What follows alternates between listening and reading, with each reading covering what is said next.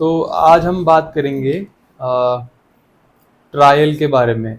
As soon as the FIR is registered, उसके बाद exactly क्या होता है, क्या करना होता है, किस तरह से चीज़ें प्रोसीड करती हैं और किस तरह से वो पुलिस स्टेशन या फिर कोर्ट में चलती या चलाई जाती। तो कंटिन्यूइंग द अर्लियर वीडियो जो हमने 156(3) की बनाई थी, as to how to get an FIR registered by the court. अब वो टॉपिक हमने मगअप कर दिया था, ख़त्म कर दिया था कि एफआईआर रजिस्टर हो गई either by the police station और बाय दी ऑनरेबल कोर्ट। अभी फ़िलहाल हम स्टार्ट कर रहे हैं वहाँ से जहाँ से हमारी एफआईआर रजिस्टर हो चुकी है और एफआईआर हमें नॉलेज मिल गया कि that are FIR has been registered. अब देखो, जब एफआईआर की हम बात करते हैं ना, तो वो एक फॉर्मल डॉक्यूमेंट होता है जो ये बोलता है कि criminal the criminal proceeding has been initiated against so and so person। उससे पहले जो होता है, एफआईआर से पहले, वो जैसे कंप्लेंट फाइल करना, इंक्वायरी करना, इन्वेस्टिगेशन करना, वो भी एक पार्ट है। But you are not an accused in any case unless an FIR is registered. Okay, तो अब देखो, एफआईआर को मैं अगर डिफरेंशिएट करूं तो डिफरेंशिएट करने के लिए एफआईआर में ऐसा कुछ होता नहीं है।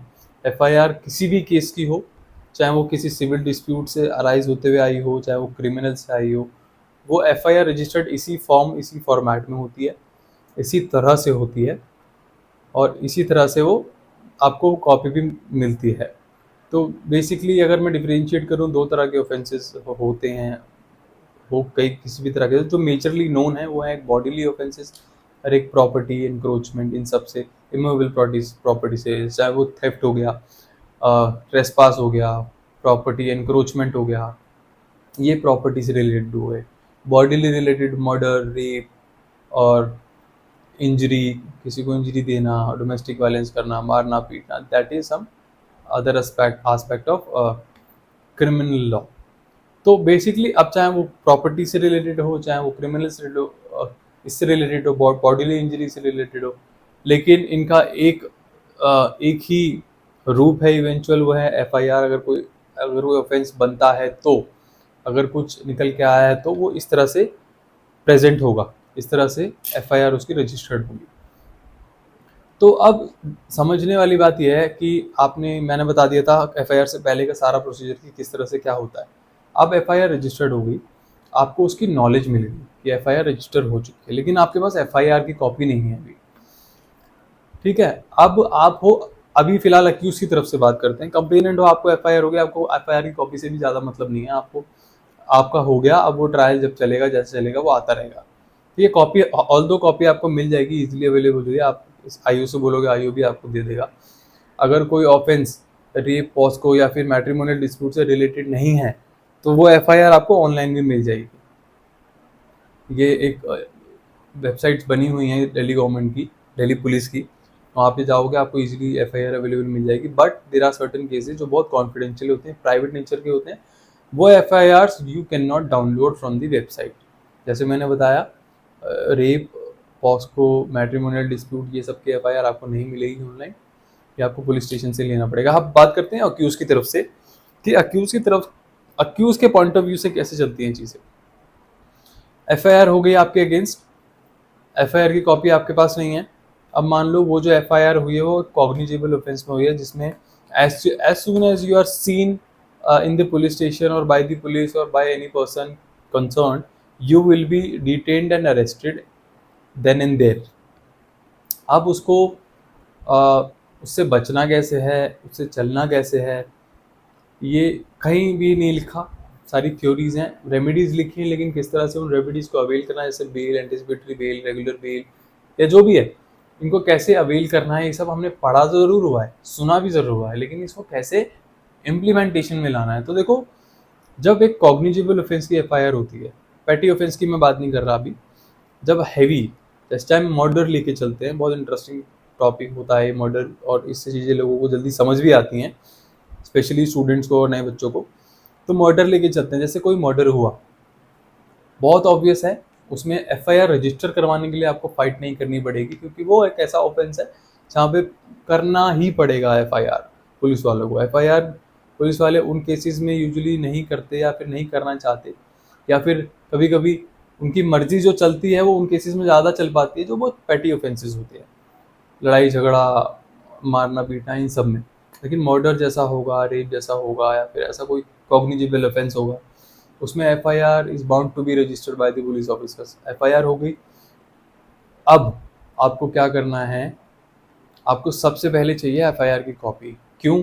क्योंकि आपको बेल मूव करनी है, अपनी एंटीसिपेटरी बेल लगानी है। If you are not arrested तो आपको एंटीसिपेटरी लगानी है। अब एंटीसिपेटरी लगाने के लिए आपको एफआईआर चाहिए। अब एफआईआर आपको कैसे मिलेगी? देखो, आप खुद तो पुलिस स्टेशन नहीं जाओगे फर्स्ट, ठीक है? आप किसी रिलेटिव को भेजोगे, मदर, फादर, ब्रदर, किसी को भेजोगे। ट्राई करोगे कि जो कंसर्न आईओ है, जो उस केस में असाइंड है, या पुलिस स्टेशन में जाकर के आप बताओगे ऐसा ऐसा एफआईआर हुई, I need the FIR copy for my own case. तो वो आपको, अगर सही से चलेगा पुलिस स्टेशन या फिर आईओ, तो आपको एफआईआर की कॉपी, आपका राइट है मिलना, और वो आपको देंगे बिना किसी हिंडरेंस के या हर्डल के। अब इन केस वो एफआईआर आपको नहीं देते, ड्रामे करते हैं या कुछ करते हैं, नहीं मिल रही है, तो आप वो एक application through your pleader advocate, एक एप्लीकेशन मूव करोगे। किसी पर्टिकुलर सेक्शन में नहीं जाती, वो मिसलेनियस एप्लीकेशन होती है for supplying the copy of the FIR, title रहेगा और 2 पैरा नीचे चले जाएंगे लिखते हुए कि so and so FIR has been registered and I have not been supplied with the copy of the FIR and the same shall be supplied to me so that I can pursue my case करके आप डाल दोगे और आपको FIR की copy मिल जाएगी। ये एक सिनेरियो हो गया। FIR की कॉपी, छोटे केसेस हैं तो आपको अगर FIR नंबर वगैरह है तो आपको वो ऑनलाइन ही मिल जाएगी। समझ आ गया? अब आगे चलते हैं। अब आप क्या करोगे? FIR रजिस्टर्ड हुई, ये देखो मैं बहुत बड़े केस की बात कर रहा हूँ अभी, ठीक है? एफआईआर रजिस्टर हो गई। अब आप क्या करोगे? एफआईआर आपके हाथ में आते हैं, आप एंटीसिपेटरी बेल मूव करोगे। अब आपके ग्राउंड्स हैं नहीं हैं, क्या सीन है क्या नहीं, वो that is all together a different aspect. मगर आप एंटीसिपेटरी बेल मूव करते हो सो that you can be saved from getting arrested, और जब तक ये इन्वेस्टिगेशन चल रही है या जो भी है। आपने बेल मूव करी, आपने एंटीसिपेटरी बेल लगाई। अब वो आपका अगर एफआईआर में रोल ज़्यादा दिखा दिया या आपका इन्वॉल्वमेंट दिखा दिया तो आपकी बेल जाहिर सी बात है डिसमिस हो जाएगी। बहुत कम चांसेस होंगे कि आपको एंटीसिपेटरी बेल मिल जाएगी। मान लो बेल मिल जाती है, हम वो सिनेरियो लेके चलते हैं, बेल आपको मान लो मिल गई अभी, तो अब आप क्या करोगे? जैसा अगर आपको बेल, प्रॉपर बेल मिल गई, तो आप इन्वेस्टिगेशन ज्वाइन करोगे, थाने जाओगे, आप कोऑपरेट करोगे पुलिस वालों से इन्वेस्टिगेशन में, अपने बयान, स्टेटमेंट जो भी है अपना साइड रखोगे, वो बताओगे। एक सिनेरियो हो गया कि बेल मिल गई। दूसरा सिनेरियो होता है कि आपको बेल मिली तो ज़रूर है लेकिन वो इंटरिम बेल मिली है, यानी जब तक आप इन्वेस्टिगेशन ज्वाइन नहीं कर रहे जब तक के लिए आपको बेल मिल गई। जैसे आपने उस बेल पे नेक्स्ट डेट दे दी कि आप इन्वेस्टिगेशन ज्वाइन करो, सो एंड सो डेट को इतने बजे पुलिस स्टेशन जाओ, I will hear this bail finally on so and so date, then I will decide कि आपको बेल मिलनी चाहिए या नहीं रेगुलर पूरी, जब तक कि वो ट्रायल चलेगा, ठीक है? अभी फॉर द टाइम बिंग आप बाहर हो, आपको बेल मिली, इंटरिम बेल मिली, आप थाने गए, आपने इन्वेस्टिगेशन ज्वाइन करा और कोऑपरेट करा, ये सिनेरियो हुआ। फिर आप फाइनल डेट पे आए, जैसा आपने सुना, उनको ठीक लगा कि आपने इन्वेस्टिगेशन ज्वाइन किया, he will grant you the regular bell. हालांकि मर्डर केस जैसी चीज़ है उसमें बहुत मुश्किल होगा, बट मैं एक सिनेरियो बता के चल रहा हूँ तो आपको समझ आए। एक सिनेरियो क्या होगा कि आपको बेल मिल गई पहली तारीख पे। दूसरा सिनेरियो क्या होगा? आपको इंटरिम बेल मिली, इन्वेस्टिगेशन आपने ज्वाइन करी, दूसरी तारीख पे आप गए, फिर आपको वो बेल आपकी फाइनल हुई। अगर आप इन्वेस्टिगेशन नहीं ज्वाइन करोगे, भाग जाओगे, तो आपकी बेल कैंसिल हो जाएगी, यू विल बी अरेस्टेड, ठीक है? तीसरा सिनेरियो कि आपकी बेल डिसमिस हो जाएगी पहली डेट पे, कंसिडरिंग द एफआईआर या डिस्क्रिशन ऑफ द जज। तीनों सिनेरियो समझ आ गए। थर्ड सिनेरियो में अगर आपकी बेल डिसमिस होती है तो 2 ऑप्शन फिर बचते हैं आपके पास। इधर आप सरेंडर कर दो before the court, in front of the court officially, या फिर पुलिस स्टेशन जाके। एडवाइजेबल ये रहेगा कि आप अगर आपका सरेंडर करना है, सोच रहे हो, which is not the advisable thing always, तो आप पुलिस स्टेशन में ना करके हमेशा उसे कोर्ट में सरेंडर करो विथ प्रॉपर एप्लीकेशन, क्योंकि कुछ चीज़ें आप अगर पुलिस स्टेशन में सरेंडर करोगे, कुछ बहुत सारी चीज़ें वो मोल्ड हो जाती हैं, चार्जशीट में कुछ और उसे दिखा दिया जाता है कभी कभार कि आपने सरेंडर नहीं करा, आपको पकड़ा गया, यहाँ से उठा के लेके आए, चीज़ें आपके फेवर में नहीं रहती। अगर आप कोर्ट में करोगे, जैसे आपके सामने करोगे, that will be an official record that you came forward and surrendered yourself for the case. अगला सिनेरियो एक सरेंडर का होगा, दूसरा होगा अगेन आप एंटिसिपेटरी बेल लेके जाओगे, that is to be filed in the high court, क्योंकि आपके नीचे डिसमिस हो गई।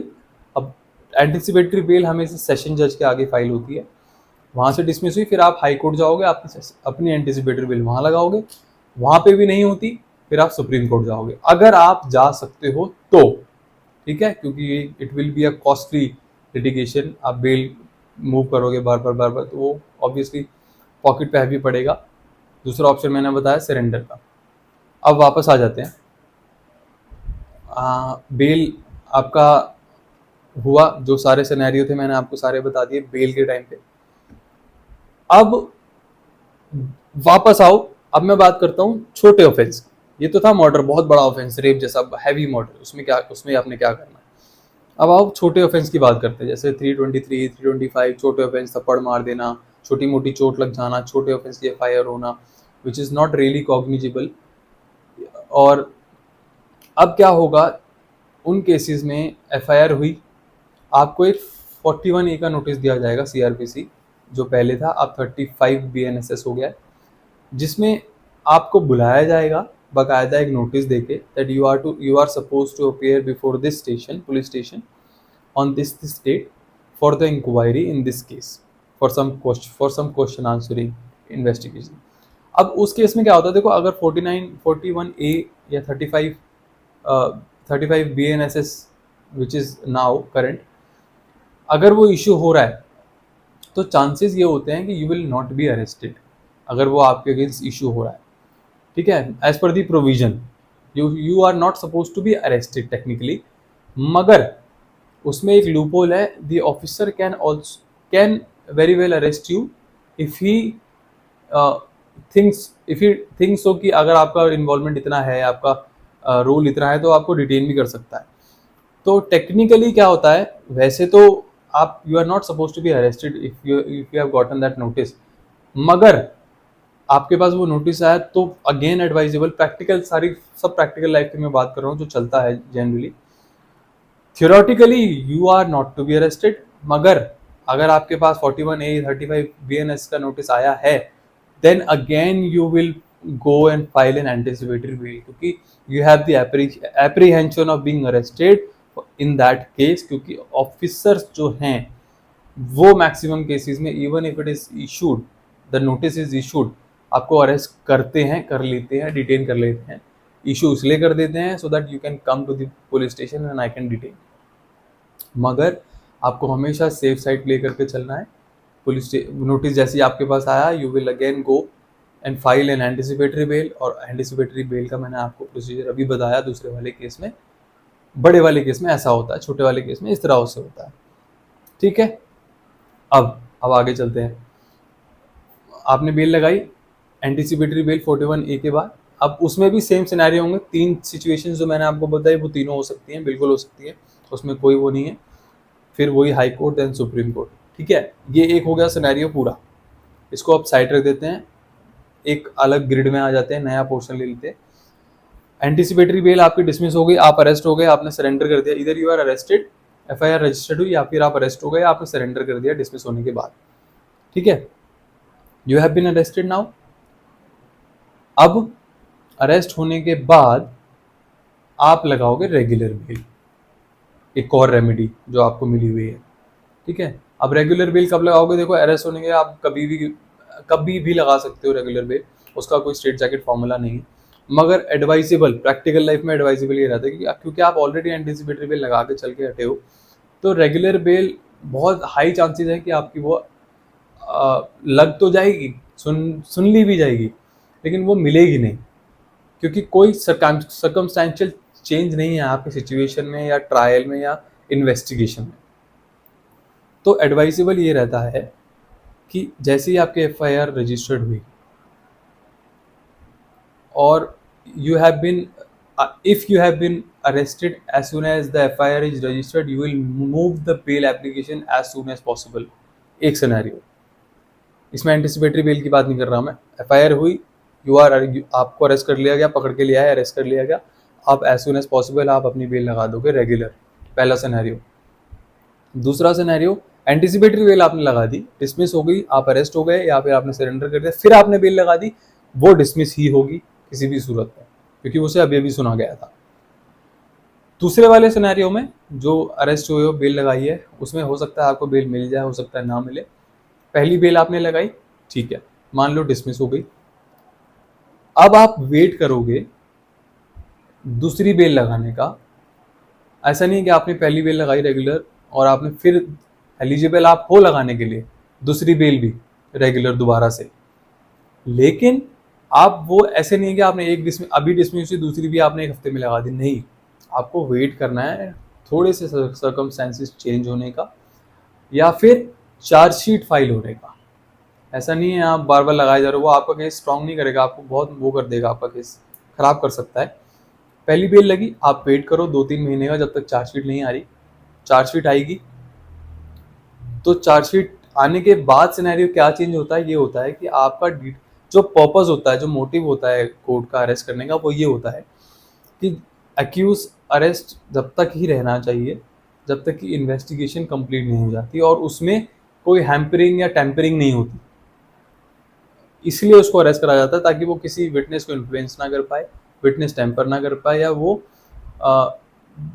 भगोड़ा ना हो जाए, पीओ ना हो जाए, या फिर वो कहीं गायब ना हो जाए, इसलिए अरेस्ट करा जाता है। तो चार्जशीट के बाद बेल लगाने का मतलब ये है कि now the chargesheet has been filed, the investigation has been completed, and now the investigation has been completed, you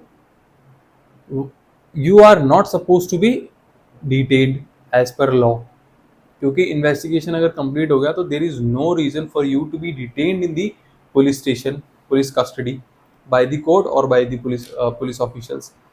तो चांसेस आपके 50-60% बढ़ जाते हैं चार्जशीट फाइल होने के बाद कि आपको बेल मिल जाएगा। बहुत बड़े केसेस में मैं नहीं कहता, चांसेस वहाँ भी बढ़ते हैं, लेकिन मैं ये नहीं कहता कि मिल ही जाएगी, लेकिन छोटे केसेस में बहुत हाई चांसेस हो जाते हैं चार्जशीट के बाद आपको बेल मिल सकती है, मिल जाती है। As we have all heard and read कि bail is an exception, sorry उल्टा बोल दिया, jail is an exception, bail is a rule. हम हमेशा से पढ़ते आ रहे, सुनते आ रहे, जजमेंट में सब कुछ करते आ रहे, ऑल्दो ये फॉलो नहीं हो रहा है नीचे स्पेशली डिस्ट्रिक्ट कोर्ट में, but this is how we have been taught and fed. तो ये एक सिनेरियो हो गया, ठीक है। अब मान लो अगेन जो सारे प्रैक्टिकल एस्पेक्ट्स बता रहा हूँ, अब मान लो केस इतना हाई हैवी है या फिर हाई फाई है या फिर बहुत ज़्यादा अटेंशन सीकिंग है, ग्रेव है ऑफेंस, तो उसमें सेकंड बेल हमने लगाई, तो मान लो सेकंड बेल में भी वो जो है आपकी बेल नहीं हुई, तो अब आप यहाँ पे दो चांसेस है आपके पास, दो चीज़ें हैं, या तो आप हाई कोर्ट चले जाओ रेगुलर बेल के लिए, challenging the lower courts bail, या फिर आप थर्ड बेल लगाओ ट्रायल कोर्ट में वापस से जहाँ आपका केस चल रहा है। अब फिर से आपको एक सिनेरियो का चेंज होने का वेट करना पड़ेगा जब आप थर्ड बेल लगाओगे नीचे, और तीसरी बेल से ज़्यादा नोबडी विल एडवाइस कि आप उससे ज़्यादा आप बेल लगाओ, क्योंकि मिलनी होती है तो वो सेकंड थर्ड तक मिल जाती है, वरना फिर आपके पास हाई कोर्ट और सुप्रीम कोर्ट रेमेडी बचती है। तो रेगुलर बेल लगाई हमने, उसके बाद अब आपका जो तीसरा जो बेल लगेगा, जो मैं बता रहा था कि एक लगाई, दो लगाई, तीसरी जो लास्ट जो ट्राई वो लगाओगे आप एविडेंस की स्टेज पे, जब यानी कि जब सामने वाली पार्टी के या किसी विटनेस के स्टेटमेंट हो जाएगी या एविडेंस हो जाएगा या क्रॉस हो जाएगा, that would be the last stage जहाँ पे आप ट्राई करोगे नीचे ट्रायल कोर्ट में बेल लगाने का। Otherwise the only remedy you have got is to go and apply for bail before the high court. ये हो गया बेल का। अब आ जाते हैं ट्रायल पे, ठीक है। ट्रायल बेल तो एक रेमेडी है जो आपका चार्जशीट के बाद फाइल करना या चार्जशीट से पहले फाइल करना स्टार्ट हो जाता है। अब ट्रायल की बात करते हैं जो पैरेलल चलता है, क्योंकि बेल आप ट्रायल के साथ पैरेलल लगा सकते हो। जो जैसे मैंने बताया सेकंड बेल आपने लगाई चार्जशीट के टाइम पे, चार्जशीट जैसी फाइल होती है आपका ट्रायल स्टार्ट हो जाता है। थर्ड बेल लगाई मैंने एविडेंस पे, तब भी ट्रायल चल रहा है, तो बेल मैंने लगाई ना, तो बेल के लिए आप एलिजिबल हो, कभी भी लगा सकते हो रेगुलर। एंटीसिपेटरी ये ध्यान रखना, एंटीसिपेटरी बेल सिर्फ आप एक ही बार लगा सकते हो लोअर कोर्ट में, उसके बाद हाई कोर्ट या सुप्रीम कोर्ट, 2 बार एंटीसिपेटरी बेल नहीं लग सकती। There are certain circumstances, extraordinary circumstances जिसमें सेकंड बेल एंटरटेन हो सकती है लेकिन होती नहीं है। तो एडवाइस यही है कि एक ही बार ही लगाओ तो ज़्यादा बेटर है, बार बार नहीं, वरना सीधा हाई कोर्ट फिर सुप्रीम कोर्ट। अब ट्रायल की बात करते हैं। ट्रायल से पहले भी एक चीज़ और मैं बताता हूँ, जो मैंने बताया पेटी ऑफेंसेस, जब 41A का नोटिस जब आता है आपके पास, तो आपने एंटीसिपेटरी बेल लगाई, आपको इंटरिम बेल मिल गई, तो आपको मैंने बताया जब इंटरिम बेल मिल जाती है फॉर द टाइम बीइंग या नेक्स्ट डेट तक के लिए इन्वेस्टिगेशन ज्वाइन करने के लिए, आप इन्वेस्टिगेशन कैसे ज्वाइन करते हैं या वहाँ पे क्या होता है, पुलिस स्टेशन के पास पुलिस ऑफिशियल के पास जाते हैं, वहाँ क्या होता है। तो आप देखो, आपके पास 41A का नोटिस आया, आपने सिक्योर कर लिया अपना अरेस्ट बाय द कोर्ट कि आपको अरेस्ट नहीं किया जाएगा एटलीस्ट नेक्स्ट डेट तक, जब तक आपकी बेल फाइनली नहीं सुनी जा रही। प्रोटेक्शन मिल गया आपको, बेधड़क और बिंदास आप पुलिस स्टेशन जाओगे, आपको nobody would be able to arrest you at any cost. आप वहाँ जाओगे, पुलिस ऑफिशियल जो भी इन्वेस्टिगेटिंग ऑफिसर होगा, आईओ होगा, वो आपका बेल, आपके मैटर को समझेगा, आपसे कुछ क्वेश्चन आंसरिंग करेगा, रिटर्न और वर्बल, कुछ चीज़ें, कुछ क्वेश्चंस, यूजुअली क्या होता है, कुछ क्वेश्चंस आपको वो लिख के देंगे पेपर पे, और आपको अपने हिसाब से उन सवालों का जवाब लिख के देना है, बी इट इन हिंदी और बी इट इन इंग्लिश। ठीक है। प्रैक्टिकल लाइफ में देखो क्या होता है, जब आप इन्वेस्टिगेशन ऑफिसर, अरेस्ट नहीं वो कर सकता, दैट इज़ वेरी ट्रू, क्योंकि आप बेल का राइट ले आए हो अपना प्रोटेक्शन, लेकिन वो आपको प्रेशर बना सकता है। देखो पुलिस स्टेशन में बिठा करके आपको डरा सकता है, धमका सकता है, कुछ भी कर सकता है, लेकिन आपको अरेस्ट नहीं कर सकता। और वो भी वो क्यों करते हैं, ताकि वो, देखो वो इन्वेस्टिगेशन का पार्ट है, मैं उनको गलत नहीं बोलूँगा इस चीज़ में, लेकिन वो इन्वेस्टिगेशन का पार्ट है, क्योंकि उनको सच निकालना है, उनको इन्वेस्टिगेशन करनी है, या कोई भी रीज़न हो सकता है, कुछ भी हो सकता है, वो प्रेशर बनाते हैं ताकि आप नर्वस होके या नर्वसनेस में या डर के कुछ उनको ऐसा दे दो जो उनके फेवर में आ जाए और वो आपको प्रोसिक्यूट कर सके, अपनी चार्जशीट स्ट्रॉन्ग कर सकें। तो मेरी एडवाइस ये है, पुलिस स्टेशन बहुत कोई ऐसा हुआ नहीं है, ऐसा कुछ बहुत बड़ी चीज़ नहीं है, एक अथॉरिटी है पुलिस स्टेशन जो हम सबके लिए ही काम कर रही है। वहाँ आप जाओ, और आपके पास प्रोटेक्शन भी है, तो आप जाओ, जैसा जो सवाल जवाब वो पूछ रहे हैं वैसा दो, आपका समझ आता है ठीक है, नहीं आता आप वैसा लिख दो, जैसा दे दो, आपको कोई हाथ नहीं लगाएगा, कोई अरेस्ट नहीं करेगा। उस दौरान देखो कहा यह जाता है कि advocate is suppose to be there when an investigation is going on, but practical aspect क्या होता है, पुलिस ऑफिशियल्स किसी को अलाउ नहीं करते उस रूम में बैठने में जहाँ पे अक्यूज और पुलिस वाले उसका स्टेटमेंट ले रहे होते हैं या फिर जो इन्वेस्टिगेशन चल रही होती है, वो उस रूम से सबको बाहर निकाल देते हैं, चाहे वो एडवोकेट हो चाहे उनका फैमिली मेम्बर हो। अक्यूज रहता है और पुलिस ऑफिसर रहता है, इन दो के बीच में होता है जो भी होता है रूम में।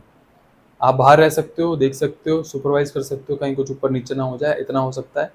Advocates usually are not suppose to accompany you for investigation, क्योंकि एडवोकेट्स का इतना रोल पुलिस स्टेशन में होता नहीं है, बट पार्टीज ले जाती हैं, और एडवाइजेबल भी, ऑनेस्टली मैं बताऊं हमारा रोल इतना नहीं होता है एडवोकेट्स का पुलिस में, लेकिन आपको ले जाना चाहिए for your support, moral support कह लो, टेक्निकल सपोर्ट कह लो, या कुछ भी कह लो। अगर if there is an advocate standing beside you, तो चीज़ें शायद थोड़ी बदल सकती हैं। एडवोकेट जो पुलिस ऑफिशियल है वो आपसे सही से बिहेव कर सकता है, आप उसे 4 जगह रोक सकते हो, कुछ चीज़ें होती हैं जो फेवर में होती हैं। ये हुआ, इन्वेस्टिगेशन होगी, जो लिखा पड़ी थी, जो जवाब थे उसने कर दिया, आप आ गए। अब देखो क्या होता है, जो आपकी नेक्स्ट जो फाइनलिटी वाली बेल है, डेट है, उससे पहले पुलिस वाला आपको कभी भी बुला सकते हैं, क्योंकि ऑर्डर्स में यूजुअली यही होता है कि as and when the accuse will make presence before the police station before the IO as and when directed by the IO, ये ऑर्डर्स होते हैं यूजुअली। तो जब तक भी वो बुलाएगा आपको, जब तक आपको वहाँ जाना पड़ेगा, हर बार अपनी प्रेजेंस देनी होगी, और वो सवाल जवाब जो करेगा वो करेगा। ठीक है, ये होता है इन्वेस्टिगेशन ज्वाइन करना, करवाना और जाना। बेल आ गई, फाइनल डेट आ गई, आपको बेल मिली नहीं मिली, मैंने आपको बता दिया क्या होगा।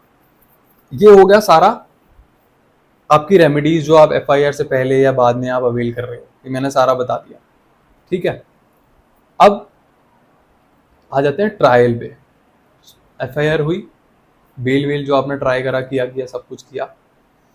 अब from the side of the accused, chargesheet जैसे ही फाइल होगी उसका कॉग्निजेंस लिया जाएगा। कॉग्निजेंस लेना क्या होता है, जस्ट आप देखेंगे केस को, समझेंगे, और एक स्टेज आती है, चार्जशीट जैसी फाइल होती है उसमें एक स्टेज आती है चार्ज पे आर्गुमेंट या चार्ज की। तो जो चार्जेस एफआईआर में होते हैं, ये चार्जशीट में होते हैं, एक अपॉर्चुनिटी अक्यूज को मिलती है जो उसमें चार्जेस लगे हैं, यानी चार्ज यानी जो सेक्शंस लगे हैं। जैसे अगर आप ऊपर देख रहे हो ये एफआईआर, इसी के एग्जांपल से अगर मैं आपको बताऊं, तो जैसे इसमें सेक्शन आप देख रहे हो 498A 406 लगी है। तो अगर 498A आपका नहीं बनता, एफआईआर में कुछ ऐसा नहीं है या चार्जशीट में ऐसा कुछ नहीं है जो ये 498A का सेक्शन बनाता हो आपके अगेंस्ट, या उसमें अवर्मेंट्स नहीं है ऐसे, तो आपका प्लीडर यानी आपका एडवोकेट या आप उस पर आर्ग्यू कर सकते हो कि this section should not be there as there are no averments, no allegations for this specific allegations for this specific section. अब देखो होता क्या है, जब चार्ज पे आर्ग्यूमेंट होती है ना, तो बहुत से जजेस, मैक्सिमम जजेस क्या करते हैं, जब आप आर्ग्यू करते हो चार्ज पे तो आप और सारे मटेरियल्स लेके आर्ग्यू करते हो। तो जज का ये कहना होता है, जैसा आपका ये कहना होता है, I we will not go into merits, will not deep dive into it since it is all matter of trial. तो ये मैटर ऑफ ट्रायल बोल करके चार्जेस जो है फ्रेम कर देते हैं। मगर you have to, being an advocate, you have to be a little stubborn so that you can argue. जज करे ना करे, that is all together a different part. मगर उनका यही मोटिव रहता है कि let the charges be framed and will see that all in trial. मगर एक चांस एक है आपके पास कि आप उसे ऑल्टर करवा सकते हो, सेक्शंस को हटवा सकते हो, या फिर ऑपोजिट पार्टी ऐड ऑन भी करवा सकती है चार्जेस। तो चार्जेस की स्टेज पर कुछ भी हो सकता है, आप हटवा भी सकते हो, सामने वाली पार्टी लगवा भी सकती है कुछ रह गया तो ये होती है चार्ज की स्टेज, आर्गुमेंट चार्ज। हो सकता है आप चार्जेस पर डिस्चार्ज भी हो जाओ अगर कुछ एलिगेशंस आपके अगेंस्ट नहीं आ रहे, तो कुछ भी हो सकता है उसमें। ठीक है, चार्जेस पे आर्गुमेंट हुआ, कॉग्निजेंस ले लिया जज ने, यानी कि मैटर टेकअप कर लिया, एक्सेप्ट कर लिया कि हाँ ये चार्जेस बनते हैं, now will go proceed with the trial. अब एक रेमेडी और है आपके पास जिसे बोलते हैं हम डिस्चार्ज, कि आप डिस्चार्ज लगाना, वो हम अभी बात करेंगे। डिस्चार्ज छोटा सा बता देता हूँ, डिस्चार्ज की एप्लीकेशन वो होती है जब आप अगेन एक तरह का चार्ज ही होता है, वो चार्ज पे आर्गुमेंट करना ही होता है। आप डिस्चार्ज की एप्लीकेशन लगाते हो और आप बताते हो कि why should and should not I be discharge from this case. अब आ गया, कॉग्निजेंस हो गया, डिस्चार्ज की एप्लीकेशन आपने लगाई नहीं लगाई कोई बात नहीं, आगे ट्रायल चलेगा। अब आएगा प्रोसिक्यूशन एविडेंस, जैसे मैंने बताया था प्रोसिक्यूशन एविडेंस आएगा, प्रोसिक्यूशन जो कंप्लेनेंट है वो आएगा। कोई मर्डर हो गया तो वो तो नहीं आ सकता ऑफकोर्स, तो विटनेसेस आएंगे, वो आएंगे, उनका चीफ एग्जामिनेशन होगा, उनका क्रॉस होगा। अगेन वैसे ही फिर सामने वाली पार्टी का डिफेंस एविडेंस होगा, डिफेंस क्रॉस होगा, चीफ होगा, विटनेसेस का होगा, सब कुछ होगा। लास्टली फाइनल आर्गुमेंट होगा, उसके बेसिस पर डिसाइड होगा ऑन सब कुछ करके कि वो एक्विटल होना चाहिए, कन्विक्शन होना चाहिए, क्या होना चाहिए क्या नहीं होना चाहिए, उस पर सब डिसाइड होगा। तो ये मैंने आपको मोटा मोटा, वैसे अगर देखो बहुत डीप में जाएंगे तो बहुत लेंदी है, बहुत सब कुछ है, लेकिन ये मैंने आपको बहुत मोटा मोटा बताया है ऊपर से, जो बेसिक ट्रायल जिस तरह से चलता है after N FIR is registered. इस बीच में आप डिस्चार्ज की एप्लीकेशन लगा सकते हो, आप प्रोटेस्ट पिटीशन लगा सकते हो। प्रोटेस्ट पिटीशन होता है जब चार्जशीट जब फाइल हुई है तो वो आप चार्जशीट को आप चैलेंज कर रहे हो कि जो चार्जशीट है ये गलत है, इसमें मटेरियल गलत है, इसमें रिकॉर्ड गलत है, इसमें एविडेंसेस गलत हैं, और इसको दोबारा देखा जाए, इसको दोबारा से इसको री इन्वेस्टिगेट किया जाए, तो उसे कहते हैं प्रोटेस्ट पिटीशन। जैसे 56(3) हमने लगाई थी, या फिर यूँ कह लो मॉनिटरिंग ऑफ एफआईआर। जैसे एफआईआर, अब मैं अगर कंप्लेनेंट की तरफ से बोलूँ, ये तो हो गया अक्यूज के बाद मैंने आपको सारी बता दी। कंप्लेनेंट की तरफ से अगर इनिशिएट स्टार्टिंग से चले, जिसने एफआईआर करी तो एफआईआर करी, एफआईआर की कॉपी मिली नहीं मिली, इट डजेंट मैटर आपको, क्योंकि आपका केस रजिस्टर्ड हो गया, आपको पता चल गया, आपके पास एफआईआर का नंबर आ गया। अब अगर वो पेटी केस है, छोटा केस है, या अब आपको ट्रायल नहीं चल रहा उसका, 2 साल हो गए, 1.5 साल हो गए, ना चार्जशीट आ रही ना ट्रायल चल रहा, तो आप एक एटीआर की एप्लीकेशन लगाओगे, जिसे बोलते हैं हम action taken report. Basic application होती है, उसमें ये लिख देते हैं for calling of an FIR, calling of an action taken report for this FIR that has been registered on so and so date and no action has been taken till date। तो जज साहब क्या करेंगे, उसके base पे, उस FIR के base पे वो कॉल अप करेंगे आईओ को, कंसर्न आईओ को, और बोलेंगे कि ये केस इस तारीख से रजिस्टर्ड है, इसमें आपने अभी तक क्या करा, चार्जशीट क्यों नहीं आई है, ट्रायल क्यों नहीं चला है, since it is a criminal trial अब तक तो आ जाना चाहिए था, चल जानी चाहिए थी एफआईआर। अकॉर्डिंगली आईओ आएंगे, या तो वो चार्जशीट फटाफट फाइल करेंगे, या वो जवाब देंगे कि क्यों नहीं फाइल हो पाई, और हम इतने टाइम में फाइल कर देंगे।